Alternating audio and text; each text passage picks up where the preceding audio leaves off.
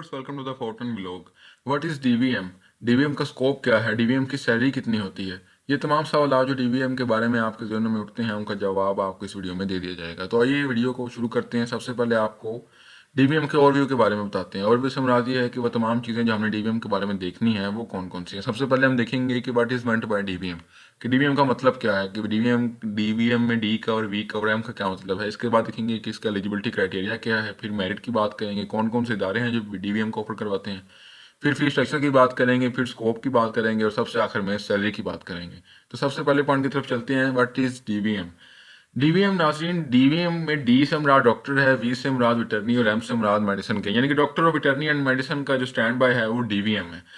ये एक 5 साल प्रोग्राम है जिसमें 10 सेमेस्टर टोटल होते हैं। It is a 5 year program और इसके जो टोटल सेमेस्टर हैं वो 10 सेमेस्टर हैं। और इसके साथ साथ आपको ये बता दें कि डीवीएम का ताल्लुक एनिमल्स से है, यानी कि इसमें हम जानवरों के मतलब जो है वो तमाम स्टडीज़ होती हैं। डॉक्टर वेटरनरी के मानी भी यही हैं कि आप जो है वो एक एनिमल डॉक्टर बन जाएंगे। तो ये था डीवीएम का एक सादा सा तारुफ जो हमने आपको दिया। इसके बाद आपको बताते हैं कि एलिजिबिलिटी क्राइटेरिया क्या है, कि अगर आपने डीवीएम करना है तो इसके लिए आपकी काबिलियत क्या होनी चाहिए, अहलियत क्या होनी चाहिए। तो इसके लिए ज़रूरी है कि आपका इंटरमीडिएट पास होना चाहिए और पास भी आपका एटलीस्ट 60% या 65% मार्क्स आपके जो है वो आपके मिनिमम होने चाहिए। अगर आपने डीवीएम करना है तो आपके 65% अगर कम से कम मार्क्स होंगे तो आप डीवीएम के लिए एलिजिबल होंगे। और एफएससी आपने जो है एफएससी आपने की हो, और एफएससी के लिए भी ज़रूरी है कि आपने एफएससी विद प्री मेडिकल की हो। अगर आपने प्री इंजीनियरिंग की है तो फिर आप एलिजिबल नहीं हैं डीवीएम के लिए।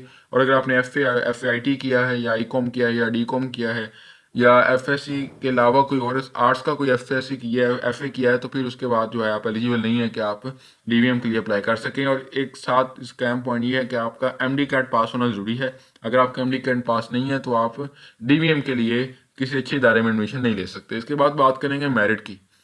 मेरिट जो है, अगर आप पब्लिक सेक्टर की बात करें तो अगर आप एडमिशन लेना चाह रहे हैं किसी सरकारी इदारे में तो उसके लिए जो मेरिट है वो 85% से 95% के दरमियान आमतौर पर मेरिट क्लोज हो जाता है। अब 95% से आपका 95, क्योंकि जो कुछ ज़्यादा अच्छे इदारे हैं जैसे किंग एडवर्ड यूनिवर्सिटी है, किंग एडवर्ड मेडिकल कॉलेज है, उसमें आपका मेरिट 95, 94, 93 तक क्लोज होता है। लेकिन कुछ अगर इससे थोड़े कम लेवल के अगर सरकारी इदारों की बात करें तो वहाँ पर 85 तक मेरिट क्लोज हो जाता है। तो ये एक आम से हमने आपको रेंज बताई है कि 85% से 95% के दरमियान अगर आपके मार्क्स होंगे तो आप जो है किसी भी सरकारी इदारे में एडमिशन ले सकते हैं।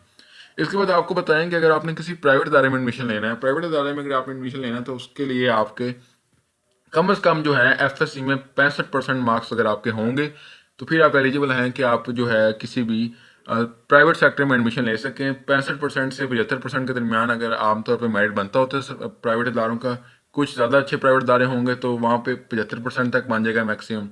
लेकिन जो है इससे ज़्यादा नहीं होता। ये 65 से 75% मेरिट अगर आपके नंबर हैं तो आप किसी भी प्राइवेट सेक्टर में एडमिशन ले सकते हैं। और 85 से 95% के दरमियान है विद इंक्लूडेड एमडी कैड। ये जो हमने आपका ग्रेड बताया है ये 85% से 95% में 50%, अगर आपके 100% की बात करें तो 100% में से 50% आपका एमडी कैट और 50% आपका एफएससी नंबर, वो 100% टोटल बनेगा। और उस 100% में से अगर आपको 85 से 95 के दरमियान है तब आप पब्लिक सेक्टर के लिए एलिजिबल हैं, और अगर 65 से 75 के दरमियान है तब आप प्राइवेट सेक्टर के लिए एलिजिबल हैं। इसके बाद नाज़रीन बात करेंगे यूनिवर्सिटीज़ ऑफरिंग की, कि कौन कौन से इदारे हैं जो डीवीएम को ऑफर करवाते हैं। तो इसमें सबसे पहले यूवास लाहौर है, college of veterinary and animal sciences Jhang में है, यूनिवर्सिटी ऑफ एग्रीकल्चर फैसलाबाद है, फिर इसके बाद रिफर इंटरनेशनल यूनिवर्सिटी लाहौर है, पीर mad Ali Shah agriculture university है, फिर इसके बाद इस्लामिया यूनिवर्सिटी बहावलपुर है, फिर इसके बाद बहाउद्दीन ज़करिया यूनिवर्सिटी मुल्तान है। फिर और भी काफ़ी सारे सरकारी और प्राइवेट इदारे हैं जो डीवीएम को ऑफर करवाते हैं। इसके बाद बात करेंगे कि फ़ी स्ट्रक्चर क्या है, पब्लिक सेक्टर में फ़ी स्ट्रक्चर क्या है और प्राइवेट सेक्टर में फ़ी स्ट्रक्चर क्या है। पब्लिक सेक्टर में अगर आपका एडमिशन हो जाता है तो आपका 30,000 से 45,000 तक एक सेमेस्टर की फ़ीस बनेगी। और चूंकि हमने आपको पहले बताया है कि ये 10 सेमेस्टर की टोटल होंगे और 30,000 से 45,000 तक आपकी जो है वो एक सेमेस्टर फीस बनेगी अगर आप किसी पब्लिक सेक्टर में एडमिशन लेते हैं डीवीएम के लिए। लेकिन अगर आप प्राइवेट सेक्टर में एडमिशन लेते हैं तो आपका 50,000 से 80,000 के दरमियान आपका जो है वो मेरिट बनेगा। और अगर सरकारी आपका फीस स्ट्रक्चर बनेगा, और फीस स्ट्रक्चर जो है ये भी पर सेमेस्टर फीस स्ट्रक्चर है। कुल मिला के इसकी 10 सेमेस्टर हैं और 5 साल डिग्री है ये। लेकिन अगर आप इवनिंग में अगर मॉर्निंग में आपकी एडमिशन हो जाता है तो पब्लिक सेक्टर में आपका 30,000 से 45,000 के दरमियान बनेगा। लेकिन अगर आपका इवनिंग में होता है तो इवनिंग के सिलसिले में आपको बता दें कि 90,000 तक आपकी फ़ीस जा सकती है अगर आप डीवीएम कर रहे हैं। तो इवनिंग में अगर आपका एडमिशन होता है तो फिर आपकी फ़ीस जो है वो 90,000 तक जा सकती है। तो लेकिन अगर मॉर्निंग में होगा तब आप पब्लिक सेक्टर में 30,000 से लेकर 45,000 तक एडमिशन ले सकते हैं। इसके बाद स्कोप की बात करेंगे। स्कोप से मेरा नाज़रीन ये है कि कौन कौन सी डिपार्टमेंट है, कौन कौन से सेक्टर्स हैं जहाँ पर आप जॉब कर सकते हैं और किस किस्म की जॉब कर सकते हैं। तो सबसे पहले आप as a veterinary officer job कर सकते हैं।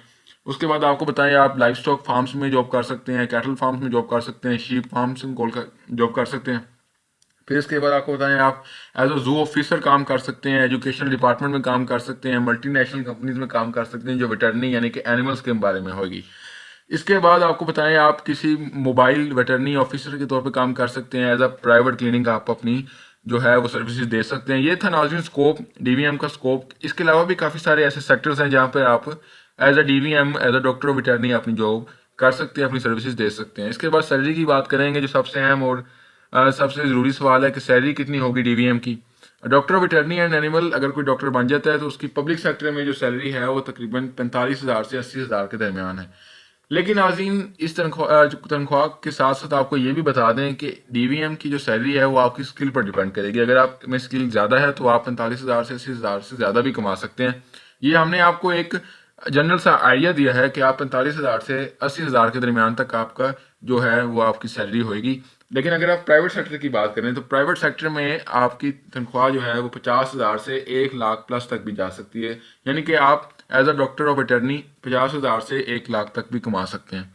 तो ये था नाजरीन डीवीएम के बारे में एक मुकम्मल वीडियो जो हमने आपके सामने पेश की। अगर आपको हमारी वीडियो अच्छी लगी हो तो चैनल को लाइक और सब्सक्राइब करें। अगर आपको इसमें कुछ गलती महसूस हो तो कमेंट सेक्शन में पूछकर हमारी जो है दुरुस्तगी कर दें। Thank you so much for watching our video.